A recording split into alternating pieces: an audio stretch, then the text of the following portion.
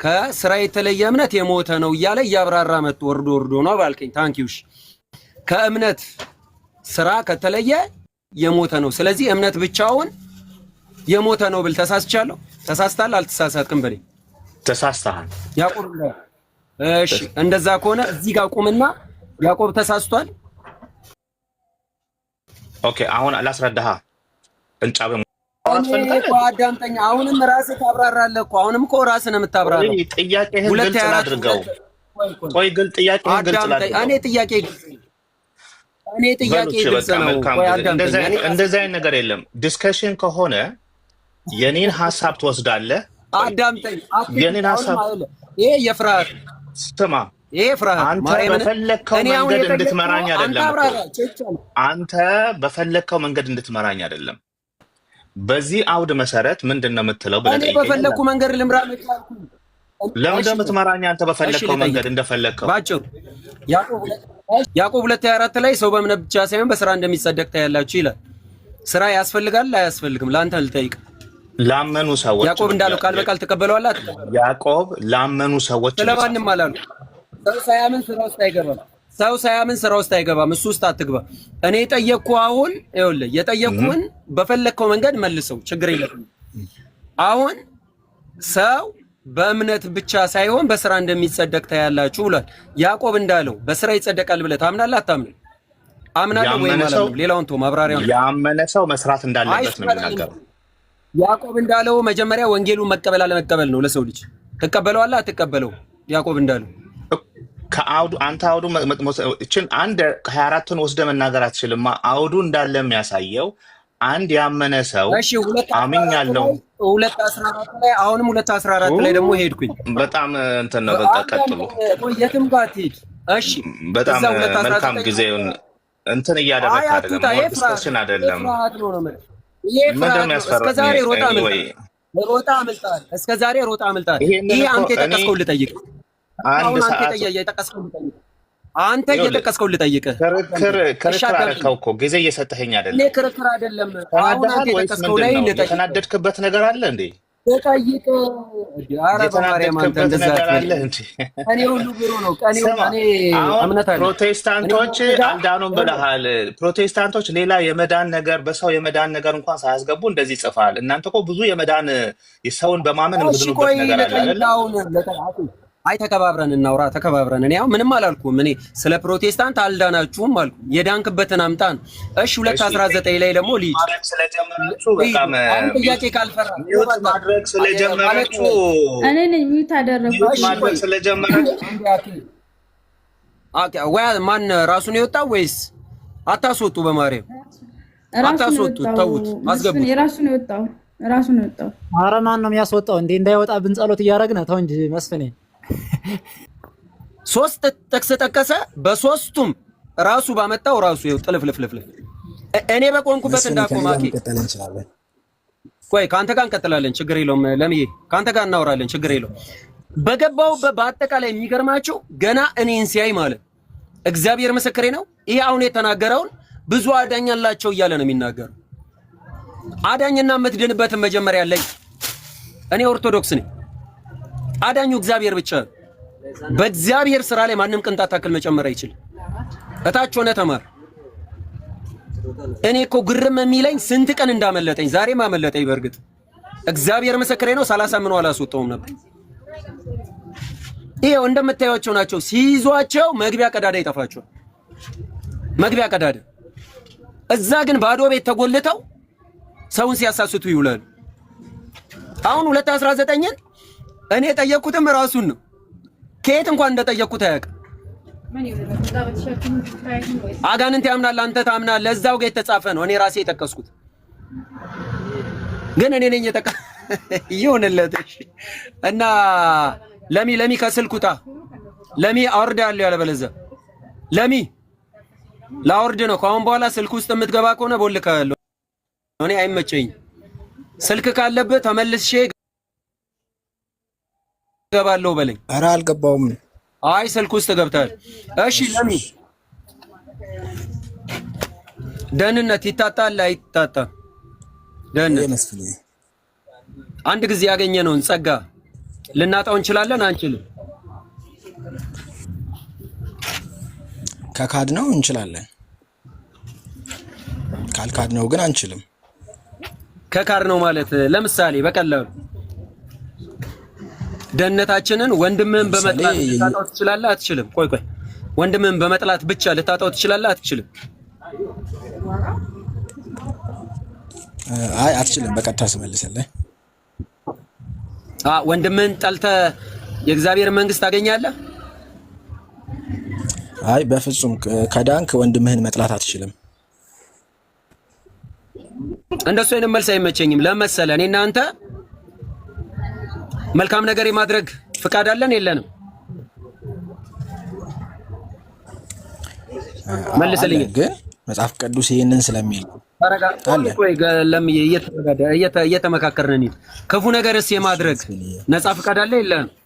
እየተማማርን እንሂድ። ለሁለታችን የሚበጀን ይሄ ነው። ከዛ ጭቅጭቅ ነው የሚሆነው። እኔ ጭቅጭቁን አንተን ለመጭመቅ ምናምን አይደለም።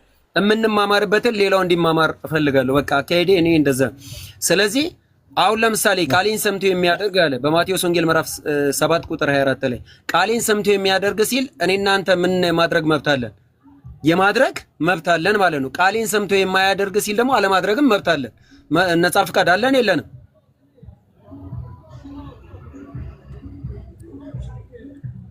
አለን እንጂ አለን የለን? አለን። መልካም።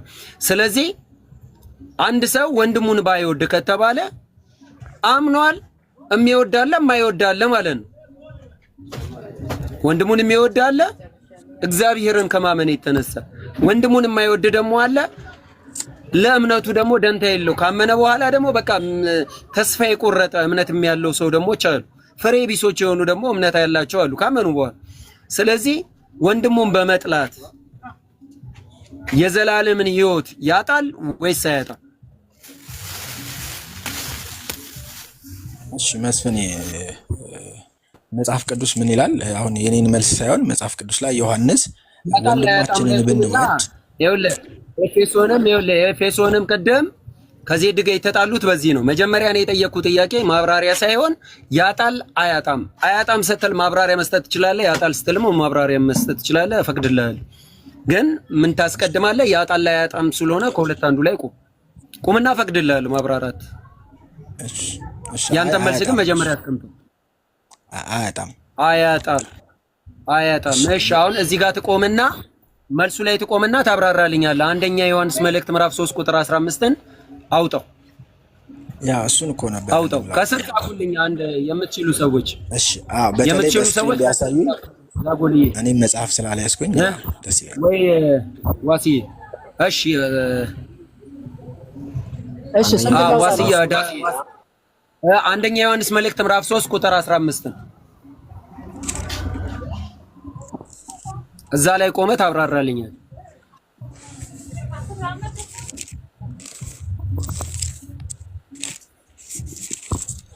ያው ተጽፎልናል። ይኸው ኮሜንት ላይ ይታያል አይደል? ዛጎል የሚለው ምንድነው የሚለው ይሄ ጽሁፍ? እኔ ከመጽሐፍ ቅዱስ ነው ጥያቄ በነገራችን ላይ። እሺ ወንድሙን የሚጠላ ሁሉ ነፍሰ ገዳይ ነው። ነፍሰ ገዳይ የሆነ ሁሉ የዘላለም ሕይወት እንዳይኖረው ታውቃላችሁ ይላል ጥቅሱ። አሁን እኔ መማማር ስለምፈልግ ነው ካንተ ጋር። አሁን እየተረዳኸኝ ነው? እየተማማርን እንሂድ ነው። ያሸንፋል አይደለም ወንድሜ፣ ደስ ይለኛል። ወንድሜ ነው። እግዚአብሔር ቃል ሁለታችንን የሚያክመን ልቦናችንን ያብራል። በቃ አንተ ጋር የመሰለህን ነገር የኔ ጥያቄ መጽሐፍ ቅዱሳዊ ስለሆነ መልሱን ሳመጣለህ እንማማራለን። በቃ ወንድሜ ነህ። ለምን አጣሃል? ለምን እሰዳደባለሁ? ያ ልክ ነው። እና እንትና እንኳን እንደሱም ሆነ አኬ እንኳን ሲናገር ተው አይጠቅመንም ነው ያልኩት። አይተሃል አይደል? በሚጠቅመን ነገር ነው መማማር ያለብን። ስለዚህ እዚህ ላይ ቁምና አስረዳኝ እስኪ። እሺ መስፍኔ፣ እኔ ሁልጊዜ እዚህ የምገባው ቅድምም ገብቼ ነበርና መስፍኔን ለማያልኩት ለዛ ነው። እኔ ደስ ይለኛል። በውይይት መንፈስ ነው። ታውቀኛለህ። ምንም ብዙ እዚህ በመግባት የተማርኳቸው ነገሮች አሉ። ሐሳቤንም ደግሞ በነፃነት ስለምናገር ደስ ይለኛል። ልክ ነው። ወንድሙን የሚጠላ ሰው ነፍሰ ገዳይ ነው። ነፍሰ ገዳይ የሆነ ደግሞ የዘላለም ሕይወት በእርሱ እንዳይኖር ታውቃላችሁ ነው የሚለው። የዘላለም ሕይወት የለውም ይሄ ሰው በእርሱ እንዳይኖር። ወርደንም ስናይ መስፍን አይተው እንደሆን ወንድሙን የሚወድ በእርዚህ ራሱን ያውቃል በምን እንደሆነ ህይወት እንዳለውና በብርሃን እንደሚመላለስ። አንድ ሰው ወንድሙን መውደዱ ለመዳኑ ማስረገጫ ነው። ዮሐንስም እዛው ላይ አሁን እኔ ያነበብኩት ቃል ከዚህም ወረድ ብላችሁ ማንበብ ትችላላችሁ። ስለዚህ ወንድሙን የሚጠላ ሰው የዘላለም ህይወት የለውም። መጀመሪያውን ቅድም ያልኩህን ነገር ነው በደንብ አስረግጦ የሚናገረውና ሰው ወንድሙን መጥራት ክርስቶስ ወዶታል። ጥቅሱ እንደዛ ነው የሚለው መስፍንዬ። እሺ እዚህ ጋር ቁምና አሁን አንተ ንግግር ጋር ቁምና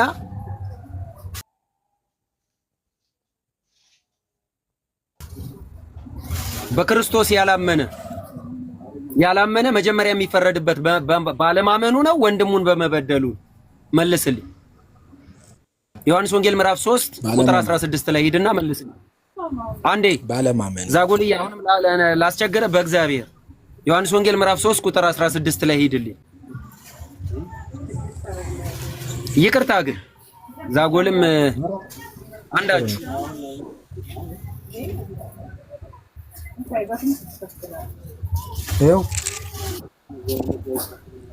አይ አንደኛ ዮሐንስ ምዕራፍ 3 ሳይሆን ዮሐንስ ይኸውልህ በእርሱ የሚያምን ሁሉ የዘላለም ሕይወት እንዲኖረው እንጂ እንዳይጠፋ እግዚአብሔር አንድያ ልጁን እስኪሰጥ ድረስ ዓለሙን እንዲወደዋልና በልጁ የሚያምን የዘላለም ሕይወት አለው። በልጁ የማያምን ደግሞ ምን ይለዋል እዚህ ጋር? በእርሱ የሚያምን ሁሉ የዘላለም ሕይወት አለው እንዲኖረው እንጂ እግዚአብሔር አንድያ ልጁን እስኪሰጥ ድረስ ዓለሙን ወደዋል። የማያምን ግን አሁን ተፈርዶበታል ይላል። ትክክለኛ አይደለም ለምን? ስለዚህ የተፈረደበት መቼ ነው ካልከኝ የማያምን ሰው በልጁ ባለማመን እንጂ ወንድሙን በመጥላቱ አይደለም። ምክንያቱም ያመነ ሰው ነው። አሁን ይኸውልህ እያዳመጥከኝ ያላመነ ሰው መጀመሪያ ፍርዱም ባለማመኑ አለበት። የተፈረደበት ነው። መቼ? ገና እዚሁ ሰዓት ላይ አለበት አይደለም። የወንድሙን በደል ይቅርና ባለማመኑ አለበት። ስለዚህ እዛ ጋር ያመኑ ናቸው ስትላው አምኗል እኮ የጌታን ትእዛዝ ተቀብሏል። ፍሬ ቢስ ነው። ወንድሙን አይወድም። ነፍሰ ገዳይ ነው። ስለዚህ ይሄ የዘላለም ሕይወት የለውም። ድኗል እኮ ቅርንጫፍ ሆኗል። ፍሬ ማፍራት ግን አልቻለም። ወንድምን መውደድ ስራ ነው አይደለም?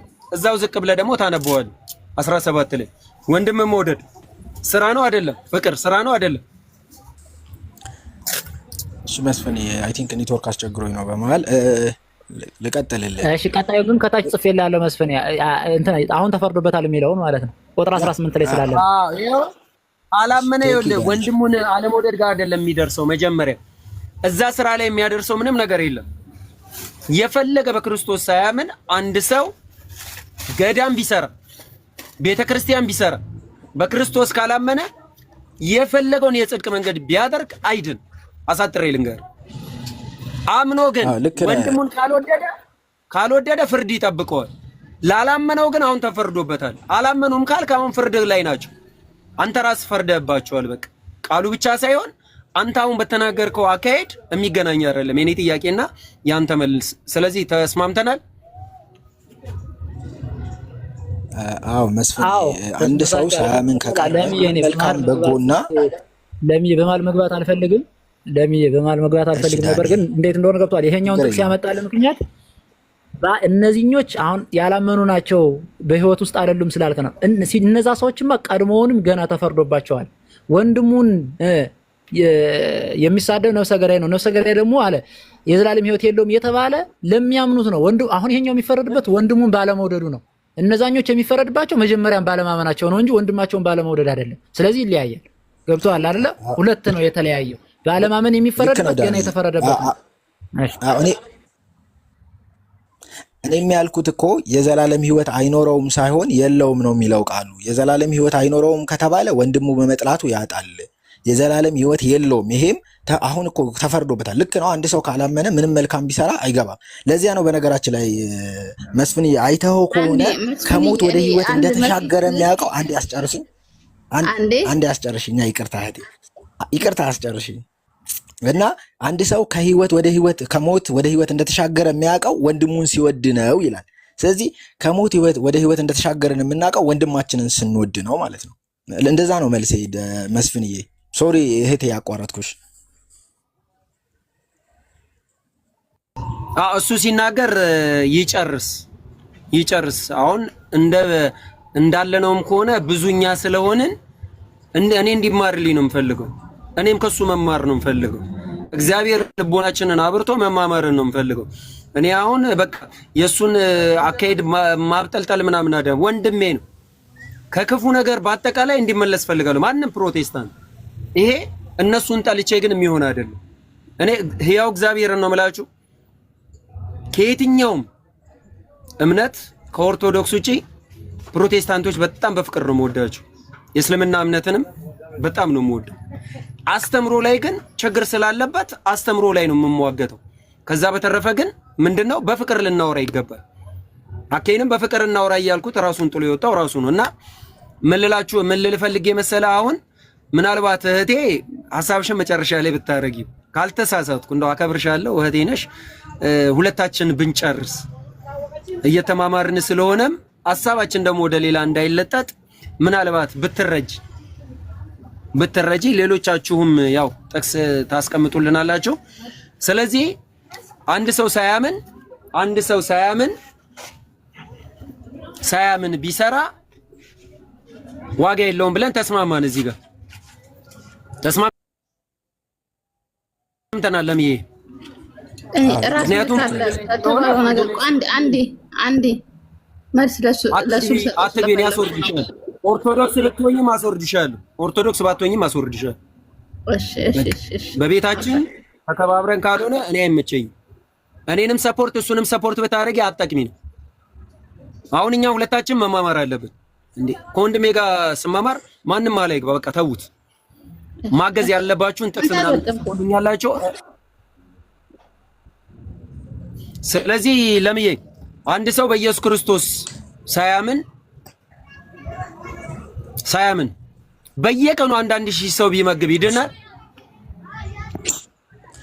አንዳንድ ሺህ ሰው በየቀኑ ቢመግብ ይድናል? መጀመሪያ ምን መቅደም አለበት?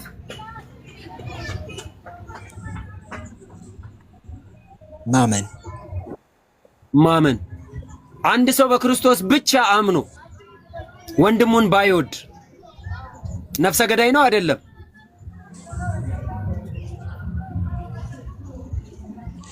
ያ እሱ ጋር ነው መስፍን የልዩነታችን።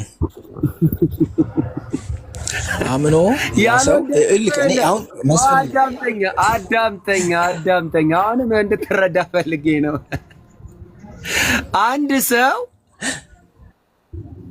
እራሱ አንደኛ ዮሐንስ መልእክት ምዕራፍ 3 ቁጥር 17 ላይ ሄዱልኝ ላስቸግራችሁ። ዛጎልዬና ዋስዬ በማርያም ይዣችኋለሁ። ጥቅስ ብቻ ጻፉልኝ በመብርሃን። እሺ፣ ኧረ ችግር የለውም። እሺ፣ እንደማስቸግራችሁ አውቃለሁ። እሺ፣ ስንወጣ እንዳይረብሽ ብዬ ነው። ምን አልከኝ? አሁን ስንተኛ? አንደኛ ዮሐንስ መልእክት ምዕራፍ 3 ቁጥር ከ15 እስከ 17 ያለውን አንዴ ጻፍልኝ።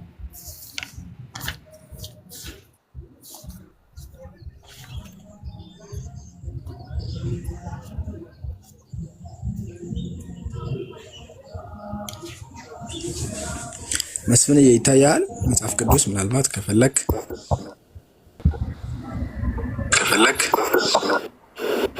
እሺ፣ አንተም ማንበብ ትችላለህ። ያው እኔ ተጽፎልኛል። እሺ፣ እንደው መጽሐፍ እርሱ ይላል ስለኛ ነፍሱን አሳልፎ ሰጥቷልና በዚህ ፍቅርም አውቀነዋል። ክርስቶስን ያወቅነው በምንድን ነው? ስለኛ ዋጋ ስለከፈለ ነው። በቤዛነቱ ነው። ክርስቶስ ከተባለ ቤዛነት ነው። በዕለተ ዓርብ የፈጸመው ልመናን አይደለም የሚያቀርበው፣ ቤዛነት ካሳን የከፈለው የተታረቅነው በሞቱን ምን ይለናል? እርሱ ስለኛ ነፍሱን አሳልፎ ሰጥቷልና በዚህም ፍቅር አውቀነዋል። እኛ ስለ ወንድሞቻችን ነፍሳችንን አሳልፈን እንድንሰጥ ይገባናል። የክርስቶስ መለኪያው ምንድነው? ይሄው ላንብብላችሁ። የኛ መለኪያው ምንድነው? ላንብብላችሁ። እርሱ ስለኛ ነፍሱን አሳልፎ ሰጥቷልና የእርሱ ድርሻ ምን ሆነ? እኛን መውደዱ የተገለጸው ራሱን አሳልፎ ሰጥቶ ነው። የኛስ ድርሻ በዚህ ፍቅር አውቀነዋል። ክርስቶስን ያወቅነው ለራሱ ቤዛ ሆኖ አብ ቤዛ አልሆነልንም፣ መንፈስ ቅዱስ ቤዛ አልሆነልንም። በተለየ አካሉ ቤዛ የሆነልን ኢየሱስ ክርስቶስ። ስለዚህ ምን ይለናል? በዚህ ፍቅር አውቀነዋል። በመስቀሉ በቀራንዮ አደባባይ በመሰቀሉ ፍቅሩን አውቀናል። ስለ ወንድሞቻችን አሳልፎ እንድንሰጥ ይገባናል ይላል። ስለዚህ እኛም አለ የኛ ድርሻውን ምንድነው አለ ስለ ወንድሞቻችን ነፍሳችንን አሳልፈን እንድንሰጥ ይገባል። የአንደበት ብቻ አይሁን፣ በተግባር አድርጉት። እዛው ላይ ተጽፎላል። በአንደበት ብቻ አይሁን በተግባር ይሁን እያለ እዛው ላይ ጽፎላል። ለምዬ ማየት ይችላል። ስለዚህ አንድ ሰው አመነ ወንድሙን መውደድ አለበት የለበትም? መልስልኝ። አለበት፣ በደንብ አለበት እንጂ ወንድሙን ባይወድስ?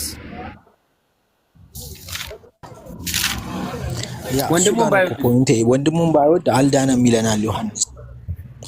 ይለናል ዮሐንስ። እኔ ሳልሆን ከቁጥር 11 ጀምሮ ማንበብ ትችላለህ መስፍንዬ። ከመጀመሪያ የሰማችሁት መልእክት እርስ በእርሳችን እንዋደድ ነው። እንደሆነ በማለት እስከሚያወጣ ገባው እንጂ ለምን ሲጀመር ይሄ እኮ ማለት ነው ወንድማቸውን እንዳይጠሉ ከጠሉ ግን የዘላለም ሕይወት እንደማያገኙ ለሚያምኑ ሰዎች የተጻፈ መልእክት እኮ ነው። የምር በፖዚቲቭ ከተረታው አንደኛ ለማን ነው የተላከው ነው። ገብቶሃል አይደል? አሁን አንተን ለሚከተሉ ሰዎች እንደዚህ ብለህ ብትልክላቸው እንዲህ እንዳታረጉ ብታረጉ ግን ታጣላችሁ እያልካቸው ነው። አንደኛ እስኪ ለምሳሌ ቀድም አሁን ታጣለህ ቢሆን ነው እንጂ ለምሳሌ የዘላለም ሕይወት የለውም ነው የሚል የዘላለም ሕይወት አይኖረውም ቢል ኖሮ አንተ ሐሳብ ትክክል ይሆናል አልክ። ለምሳሌ አሁን አንደኛ ጢሞቴዎስ 4 እስኪ አውጣልኝ መጽሐፍ ራስ ይዛል። አንደኛ ጢሞቴዎስ 4 ላይ ግባ 4:8 ጀምሮ አንበብልኝ። ለምን አንተ አይ ስለሌለኝ ነው የለኝማ እኔ ለዛ ነው እንጃ ነበር ሳትለኝ እና አንዴ አትግቡብን የኔን ትረብሹኛላችሁ። አንዴ አትግቡብን። እሺ አሁን ለምሳሌ እሺ መስፍኔ እኛ ቅዱስ እንድንሆን ነው አይደል የተጠራ ነው? ሊቀድሰን ነው አይደል? ነው አይደለም? እኛ የጠራን ሊቀድሰን ከሆነ መልካም። ወንድምን መውደድ ያስቀድሰናል አያስቀድሰንም? መጥላት ኃጢአት ከሆነ መውደድ ያስቀድሰናል እንጂ በደንብ ያስቀድሰናል። አንደኛ ጴጥሮስ ምዕራፍ 1 ቁጥር 15 ላይ ምን ይላል መሰለ? የጠራችሁ ቅዱስ እንደሆነ እንዲሁ እናንተ ባካሄዳችሁ ሁሉ ቅዱሳን ሁኑ፣ እኔ ቅዱስ ነኝና ቅዱሳን ሁኑ ብሏል አይደለ? ቃሉ አሁን ብሏል አላለም? እያነበብኩልህ ነው። ብሏል ላይ አሁን አልኩህ እኮ መስፍኔ። ስለዚህ እዚህ ጋር የጠራችሁ ቅዱስ እንደሆነ እንዲሁ እናንተ ባካሄዳችሁ አስምርበት፣ እናንተ ባካሄዳችሁ ሁሉ ቅዱሳን ሁኑ ሲል ምን ማለት ነው? በስራችሁ ማለቱ ነው አይደለም? ባካሄዳችሁ ሲል እንግዲህ ተጠርተናል፣ ተመርጠናል። ተጠርተናል፣ ተመርጠናል። ቆይ ተጠርተናል፣ ክርስቲያን ሆነናል። የጠራን ምን ሊያደርገን ነው? ሊቀድሰን። ባካሄዳችሁ ቅዱሳን ሁኑ አለ። ባካሄዳችሁ ማለት በስራችሁ ማለቱ ነው አይደለም? ልክ ነው። ስለዚህ ወንድምን መውደድ ስራ መሆኑን እዚሁ አንደኛ ዮሐንስ መልእክት ምዕራፍ 3 ቁጥር 17 ላይ በቃል ብቻ አይሁን መዋደዳችሁ እስከ ሞት ድረስ ራስን አሳልፈ ሰጥ ይላል። ስለዚህ ራሳችንን እንቀድስበታለን ወንድማችንን መውደድ ብል ተሳስቻለሁ? አይ አልተሳሳትክም። እሺ መልስ ይል መስፍንዬ አንተ እሺ መልስ። እሺ እኔ ከመጀመሪያ ያልኩት የመጀመሪያውን ለመልስና ዮሐንስ ምን ይላል መሰለ? ወንድማችንን ብንወድ ከሞት ወደ ሕይወት እንደተሻገርን እናውቃለናል። አንድ ሰው ከሞት ወደ ሕይወት መሻገሩን የሚያውቀው ወንድሙን ሲወድ ነው። ስለዚህ ወንድሙን የማይወድ ከሆነ ከሞት ወደ ሕይወት አልተሻገረም። አንደኛ ዮሐንስ ምዕራፍ 3 ቁጥር 10 ጀምሮ 11 12 አዳምጥ። በመሃል ላይ ማገብተህ እንድታብራራ አልፈልግም። ወንድምን እንድትወደው ያዘዘ ማን ነው? እግዚአብሔር። ያዘዘ ማን ነው? እግዚአብሔር። ስታምን ነው የሚነገር አይደለም ወንድምህን መውደድ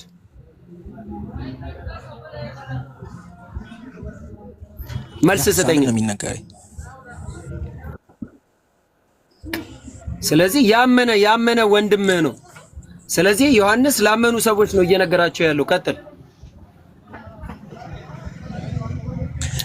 አንብበው ላመኑ ሰዎች ነው እየተናገረ ያለው እሺ ላመኑ ሰዎች ነው እየተናገረ ያለው በዚህ ምንም ጥያቄ የለውም ሲጀመር ልጆች ሆይ ብሎ ነው የሚጀምረው ግን በመካከላቸው ደግሞ ያላመኑ ሰዎች አሉ ሁሉም ሰው አንድ ቦታ ስለተገኘ የዳነ ነው አይልም ለዛ ታውቃላችሁ ነው ዮሐንስ መልእክት አሁንም እንዳትሳሳት ዮሐንስ ያላመኑ ሰዎች ልጆች አይልም ቆቆ እየተሳሳትክ ስትሄድ አርመዋለሁ ለምዬ ያለበለዚያ ዝም ብዬ ነው የምሰማ ረጅም ሰዓት እንድታብራራ ፈቅድልሃል ዮሐንስ ልጆቼ ያለው ያመኑትን ያላመኑትን ልጆቼ አይልም ምክንያቱም ለቃሉ ታዛዥ አይደሉም ማለት ለእግዚአብሔር ታዛዥ ያልሆነ ለሐዋርያቱ ለቅዱሳኑ ለመላእክቱ የሰውም ልጅ እኮ አጥፍቶ እኮ ከሰባት አካል ጋር ነው የተጣለው ከመላእክት ጋር ተጣልተን ነበር አልተጣላንም ተጣልተናል አልተጣላንም ንገረኝ አዎ ልክ ነህ እኮ አልጨረስኩም ነበር ለዛ ነው ይቅርታ ያላመነ ሰው አይ ነው እንደዚህ እንዴ መንፍቅና እየተናገርክማ አትሂድ ግማሹን አትላጨው ግማሹን ጎፈር ያታድርገው ኖርማሊ ሙሉ አድርገህ ለፈ ይኸውልህ ዮሐንስ ልጆቼ ያለው ከዋና ከመንፈስ ቅዱስ ተወልደው ልጆች የሆኑ በክርስትና ላይ የቆሙ በክርስቶስ ያመኑ በክርስቶስ ወልድ ዋህድ ብለው ክርስቲያን ለሆኑ ተስማማላ ተስማማም ልጆች አይባልማ ልክ ነው እስማማለሁ በቃ ከተስማማ እናንተ አሁን አንዳንድ ጊዜ አረ ወንድማማቾች ስንላችሁ እንኳን አንዳንድ ወጋጣዎች እናንተ ጋር ምን ይላል እኔ ህብረት አብረን ስለማናደርግ ትላላችሁ እናንተ ጋር እንደውም በይበልጥ እኛንን እንደው ፍቅር ይበልጣል ብለን እንኳን እንደው እንወዳችኋለን የምንለው እውነት ለመናገር ኦርቶዶክሳውያን አሁን ዞሮ ዞሮ ዮሐንስ የጻፈው ላመኑ ሰዎች ነው አይደለም ላመኑ ሰዎች ነው መስፍን ልጨርስ እንጂ ላመኑ ሰዎች ነው አብራራ ባወራ ደስ ይለኛል ምናልባት እድል በስ ሌላ ነገር አትቀላቅል አብራራ ከዛ አልቀላቀልኩም በፍጹም በመካከላችሁ ነበሩ ከመካከላችሁ ወጡ ቀድሞውንም ከመካከላችሁ አልነበሩም የተባሉ ሰዎች መሃላቸው ነበር ስለዚህ ከመካከላቸው የነበሩ የወጡት ያላመኑ ሰዎች እንደሆኑ እናውቃለን ምክንያቱም ቀድሞውንም በመካከላችሁ አልነበሩም ስለተባሉ በመካከላችሁ ነበር አንዴ አስጨርሰኛ በመካከላችሁ ነበር ከመካከላችሁ ወጡ የሚሆነው አስቀድሞም በመካከላችሁ እንደሌሉ ዘንድ ያሳይ ነው ይላል ዮሐንስ ራው እዛው ስለዚህ ምን ይለናል እነዚህን ሰዎች ልጆች የሚላቸውን ሰዎች ወንድማችሁን ስትወዱ ወይ ከሞት ወደ ህይወት እንደተሻገራችሁ የምታውቁት ወንድማችሁን ስትወዱ ነው ወንድማችሁን ካልወደዳችሁማ ከሞት ወደ ህይወት አልተሻገራችሁም እናንተ ምን ነው እያለ ያለው ስለዚህ ይሄን እኮ የኔ መረዳት ወይ የኔ አስተሳሰብ እንዳልሆነ ማወቅ ከፈለክ ቁጥር 11 ነው ከመጀመሪያ የሰማናት መልእክት እቺ ነች እርስ በርሳችን ብንዋደድ ይሄ እግዚአብሔር መልእክት ነው ይሄ እግዚአብሔር ትእዛዝ ነው ስለዚህ ከእግዚአብሔር እንደተወለድን የምናውቀው ይላል ቀጥሎ ከሞት ወደ ህይወት እንደተሻገርን የምናውቀው ይሄን ስናደርግ ነው ይላል ቅድም ደግሞ ስለ ቅድስናም ጠይቀኸኛል ያ ልክ ነው ሰው መቀደስ አለበት ግዴታው ነው ደግሞ መቀደስም ማለት ነው ለምንድን ነው ክርስቲያን የሚቀደሰው ካልከኝ ኃጢአት ስለሚሰራ ስለዚህ አንድ ሰው ወንድሙን ሊጠላ ይችላል ክርስቲያን ሆኖ ወይም ደግሞ በወንድሙ ቅሬታ ሊኖረው ይችላል ግን ይቅርታ ጠይቆ ንስሐ ገብቶ ተመልሶ ወንድሙን ባይወድ የእግዚአብሔርን ትእዛዝ ቢተላለፍ ግን ምን ይላል መጽሐፍ ከሞት ወደ ህይወት አልተሻገረም ነው የሚለው እንጂ አይድንም አይደለም የሚለው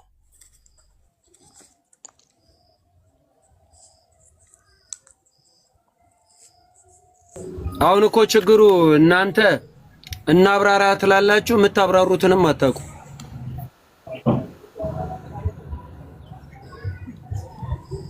የምታብራሩትንም አታውቁም ችግሩ እኮ አሁን ምንድነው እርሱ ስለኛ ነፍሱን አሳልፎ ሰጥቷል በዚህ ፍቅር አውቀነዋል እኛ ስለ ወንድሞቻችን ነፍሳችንን አሳልፈን እንድንሰጥ ይገባል አሳልፈን ካልሰጠን ምን እንሆናለን እስቲ ንገረኝ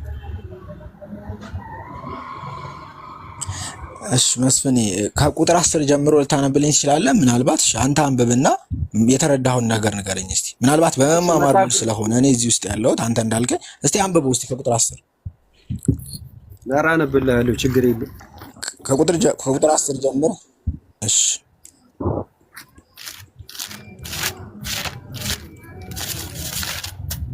ያው እሱ እስከሚያወጣ ግን በእናንተ ቤት በብዛት የሚባል ነገር ነው ይሄ። የምሬን ነው የምነግርህ። ባይሰራ ስትላቸው አይ ይሄማ መጀመሪያም አላመንም። አረ ያመነ ሰው አለመስራት ይችላል። የምሬን ነው የምነግርህ። ጳውሎስ መልእክት ላይ ራሱ እጅግ ብዙ ላውጣልህ እችላለሁ ሐሳብ እንዳይበታተን ይሄን ያመነ ሰው ሆኖ እንዲህ እንድታረጉ እያለ አርጉ፣ ይሄንን ደግሞ ተው፣ ይሄንን ማረግ ስለፈለጋችሁ ብቻ ማረግ አትችሉም እየተባሉ ሲከለከሉ ታያለ። ገብቶሃል አይደለ? እና በብዛት የሚጠቀሰው ጥቅስ እናንተ ጋር እንዲህ ባያረግ ስትለው አሃ ያመነ ከሆነም ያረጋል፣ አለማረግ አይችልም። በቃ ወደ ሮቦታይዝድ ይቀየራል፣ ነፃ ፈቃዱን ወደ ማጣት ማለት ነው። አንተ መወሰን ያለብህ በቦታ ሆነ ነው። አሁን አንተ የምታምነው እምነት አለ። ያመንከውን እምነት ሰብከው ቃል ወንጌል ሰብከለት ሆኖልሃል ካንተ ጋር። ከዛ ግን ያመንከውን አምኖ አርግ ያልከውን ወይም መጽሐፍ ቅዱስ አርግ ያለውን ማረግ አልችላለ። በስጋ ፍላጎት ሊሆን ይችላል፣ በብዙ ነገር ማለት ነው። ስለዚህ ያ ሰው ያንን ነገር ካላቆምክ ድህነትህን ታጣዋለህ ብለህ ካልሰበከው እኔ መጽሐፍ ቅዱሳዊ ነው ብዬ አላምንም። ለምዬ ቀጥሉ። ለማንኛውም እሺ ዳኒ ግን ቴንክ ዩ። ምናልባት ይሄ መጽሐፍ ቅዱሳዊ ነው አይደለም የሚለው ሐሳቡ መከራከር እንጂ እምነቱ ልክ ነው። ቅድም እንዳልኩክ አሁን ከቁጥር 10 ጀምሮ አንተ የምትጠይቃቸውንም ጥያቄዎች ክርስቲያን ኃጢአት ይሰራል አታድርግ የሚባልም ይነገረዋል፣ አትበድል የሚባል ነገር ይነገረዋል። ግን በዚያ መቀጠል አይችልም። ይሄ ደግሞ መጽሐፍ ቅዱሳዊ እንጂ ፕሮቴስታንት ስለሆንኩኝ የማምነው እምነት አይደለም። ይሄንን ብዙ ቦታ ላሳይ ይችላል ዳንዬ። ምናልባት በዚህ ርዕሳችንን ከመስፍኔ ጋር እንዝጋና መቀጠል እንችላለን። ይሄ ምንም ግልጽ ነው። በቃ መጽሐፍ ቅዱሳዊ ስለሆነ ነው። ኃጢአት ሊሰራ ይችላል ክርስቲያን፣ ግን ንስሐ መግባት አለበት። ባይገባ ደግሞ ምንድነው የሚሆነው? ቀድሞውንም አልዳንም የሚል መጽሐፍ ቅዱስ ክፍሎችን ላሳይ ይችላል። ስለዚህ ቁጥር 10 ለምሳሌ እዚሁ ላይ አሁን ይሄ ርዕሳችን አይደለም እንጂ ከእግዚአብሔር የተወለደ ኃጢአትን በቀጣይነት አያደርግም ይላል። ስለዚህ ከእግዚአብሔር ከተወለደ ሰው ኃጢአት ሊያደርግ ይችላል፣ ስጋዊ ነው፣ ሊደክም ይችላል፣ በንስሐ ወደ እግዚአብሔር ይመለሳል። ለምን? ጸጋው ዓለማዊ ምኞትና ኃጢአትን ክዶ የተባረከውን ተስፋውን እንዲመስል ስለሚያስገድደው የተካፈለው ማንነትና አይደንቲቲ ስላለ ነው። ለዚያ ነው ብዙ ጊዜ ሰዎች ሚስ አንደርስታንድ የሚያደርጉት እንጂ በመስራት በደንብ ነው ማምነው። ስራ የሌለው እምነት ሙት ነው። ሕያው እምነት ስራ ያመጣል። ከእምነት የሆነ መታዘዝ እንዲገኝ ነው የተሰበክ ነው። ጳውሎስ እንደዛ ነው የሚለው፣ አሕዛብን የሰበኩት ከእምነት የሚገኝ መታዘዝ እንዲመጣ ነዋል። ስለዚህ አንድ ሰው ካመነ መታዘዝ ይመጣል። ከዚያ ቀጥሎ ለምን? እምነቱ አይነት ነው። ያዕቆብ እኮ የሞተ እምነት አይነት አለ፣ የሚሰራ እምነት አይነት አለ ነው ያለ። አሁን እሱን ሁላችንም እናውቀዋለን። ነገር ግን ባይሰራ ስትባሉ አለመስራት አይችልም የምትሉት ነገር አለ የማይገባኝ። ሮቦታይዝድ ይሆናል ማለት እኮ ነው። እንደዛ ማለት እኮ በቃ በሪሞት እንደሚንቀሳቀስ ይሆናል። መንፈስ ቅዱስ እንደዛ ያዘዋል። ነፃ ፈቃዱን ያጣን ማለት እኮ አይደለም። በፍጹም ከተካፈለው ማንነት የተነሳ ኃጢአትን ወዶ ፈቅዶ እዛ ውስጥ መቀጠል አይችልም ነው እንጂ ነፃ ፈቃድ አለው። ሊሳሳት ይችላል፣ ሊበድል ይችላል። ግን ውስጡ ያለው መንፈስ ቅዱስ ውስጡ ያለው ጸጋ ያንን እንዲክድ ያደርገዋል። ያ ድህነት በራሱ እኮ ኔቸር ነው። ስትድን የምትካፈለው ነገር አለ፣ የምትካፈለው የእግዚአብሔር ማንነት አለ። ገብቶኛል እኮ ነገር ግን አሁን ዛሬ ወድቆ ንስሐ ገብቶ ተመልሷል። ድጋሚ ነገም ሊወድቅ ይችላል። በህይወት እስካለ ድረስ እለት የመዳን ቀን አሁን ነው የሚለው ቅዱስ ጳውሎስ እኮ በነገራችን ላይ ለዚህ ነው በተወደደ ሰዓት ሰማሁ የሚለው የመዳን ቀን አሁን ነው እያለ የሚነግራቸው እነዚህንም ላማኞች ነው። ምን ማለት ነው? በዛሬያችሁ ነው ነገ የሚታወቀው በዛሬያችሁ ነው እንጂ ነገ የሚታወቀው ዋሴ ቀጥሉ። ዋሴ ቀጥሉ። ሁለታችሁ ከስተመር መጥቶብኛል። እሺ ለምን እስኪ ልጠይቅ። የዘላለም ነው ዳኒ ወይ ነው የተገኘ ነው? እሺ የዘላለም ህይወት የሚገኘው ልክ አንድ ሰው ሲያምንና ሲቀበል ነው። አይ ቲንክ አንተ በምትለው መንገድ ከሆነ እንደሱ ነው። እሱ ተስፋ ነው ወይስ የተገኘ ነው? የተገኘም ነው፣ ተስፋም ነው፣ የሚቀጥልም ነው። በሶስቱም አይነት ዘርፍ መጽሐፍ ቅዱስ ያወራል። እሺ ለምሳሌ አሁን ቅድም አውጣልኝ ብዬ ነበር። ለዛ ነው እስኪ አንብብልኝ አንተ መጽሐፍ ስላለ ጢሞቴዎስ ላይ ብዙ ነው እንደዛ አይነት ነገር ያለ። ግን እስኪ ሁለት ብቻ ወይ አንደኛ ዮሐንስ ምዕራፍ 2 ቁጥር 13 ጀምሮ ወይ ደግሞ አሁን ያልኩን ቅድም አንደኛ ጢሞቴዎስ 4:8 ጀምሮ እስኪ አንብብልኝ። እሺ ትንሽ ተጠብቀኝ። አንደኛ ጢሞቴዎስ 4:8 ጀምሮ። እሺ አንድ በዛው እስከምታወጣ ያወጣ ያንን ስንት 8 ለማግኘት ቁጥር 8 ያን የዘላለም ሕይወት ለማግኘት ትደክማለህ አትደክምም? አንተ ምን አልከኝ? የዘላለም ሕይወት ለማግኘት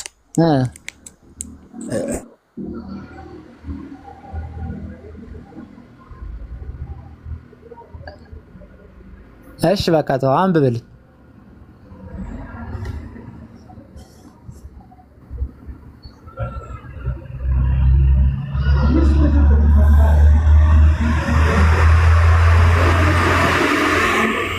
ከኔ ነው የተቋረጠ ሰዎች